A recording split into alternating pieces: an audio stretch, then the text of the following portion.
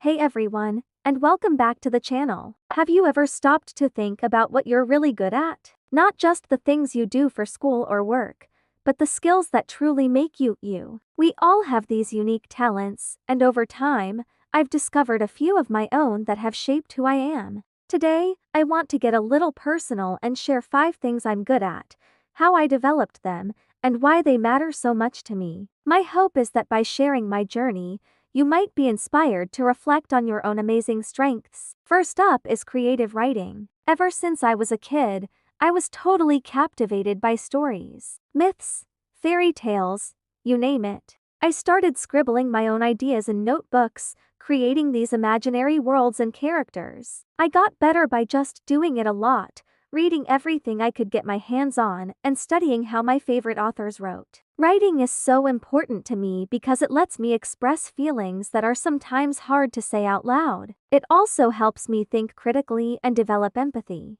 For instance, I once wrote a story about a character starting at a new school, and I poured all my own memories of feeling nervous and trying to make friends into it. That personal touch made the story feel real, and I think that's what connects with people. In school, it's made my essays much stronger, and professionally, it could lead to careers in content creation or marketing. But honestly, it's also just great for my mental well-being, a safe place to process my thoughts and feelings. Next is a skill that used to terrify me: public speaking. Seriously, the idea of speaking in front of a crowd made me so nervous. I'd forget my lines, talk way too fast. It was a mess, but I decided I had to face that fear. I started joining school debates, volunteering for class presentations, and even entering storytelling competitions. With tons of practice, listening to feedback from teachers, and watching skilled speakers, I slowly built up my confidence. Public speaking is a game changer because it allows you to share your ideas effectively and advocate for things you believe in.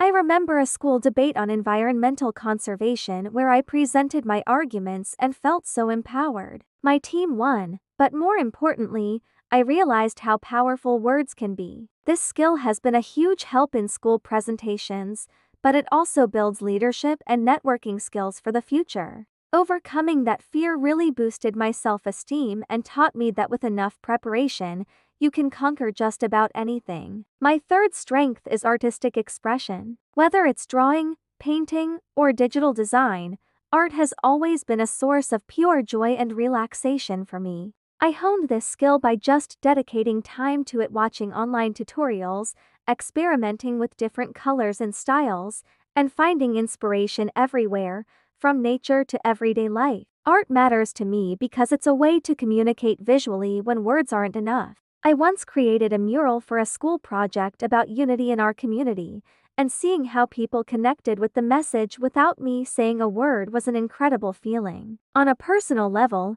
it's my go-to for stress relief. Academically, it's sharpened my eye for detail and my ability to solve problems creatively. And professionally, thinking visually is a huge asset in fields like marketing or design. Art has taught me patience and the value of just trying new things, which are lessons that apply to everything in life. Number 4 is a big one: problem solving. I kind of realized I was good at this when my friends started coming to me for help with tricky homework or puzzles. My method is usually to break a big problem down into smaller, manageable pieces, analyze each part, and then brainstorm a bunch of solutions before picking the best one. This skill is so essential because, let's face it, life is full of challenges. I remember a group science project where our first experiment was a total flop. Instead of panicking, I suggested we tweak our method and try some alternatives. It worked. We ended up getting a great grade, and it reinforced my ability to stay calm under pressure and adapt. In school,